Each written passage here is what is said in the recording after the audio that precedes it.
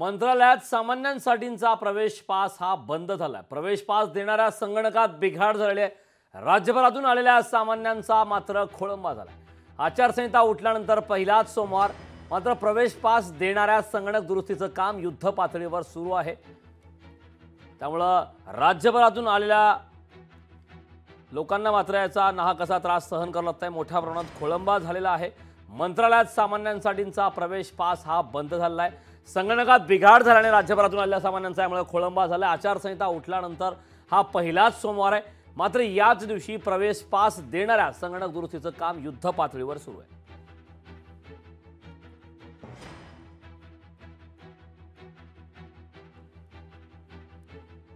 राज्यभरातून आलेल्या सामान्यांचा मात्र यामुळे मोठ्या प्रमाणात खोळंबा झालाय। आचारसंहितेनंतर हा पहिलाच सोमवार आहे।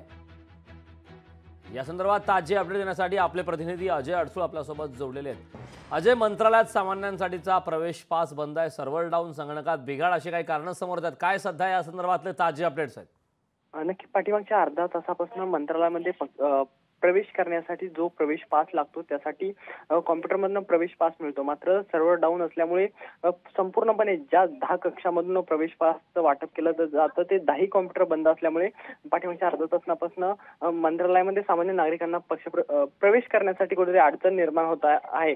खरं तर सामान्य प्रशासन विभागाच्या अंतर्गत ही सर्व बाब येते। सामान्य प्रशासन विभागाची असं म्हणणं आहे की आम्ही यावर काम चालू आहे, मात्र आणखीन अर्धा तास लागेल। मात्र तात्पुरत्या स्वरूपात कुठल्याही लेखी स्वरूपात पास सामान्य प्रशासन विभागाकडून उपलब्ध करून दिलं नाही। त्यामुळे नागरिक सध्या आपल्याला रांगेत थांबलेले पाहायला मिळतात। खरं तर आचारसंहिता ओपन झाल्यानंतर हा पहिलाच सोमवार आहे। त्यामुळे नागरिकांना पाठीमागच्या 2 महिन्यापासून राज्यभरातील नागरिकांची कामे पेंडिंग आहेत। आज सोमवार असल्यामुळे लोक अपेक्षेने मुंबईत मंत्रालयात आले आहेत, मात्र मध्ये जाण्यासाठी अडचण निर्माण होताना आपल्याला पाहायला मिळत आहे।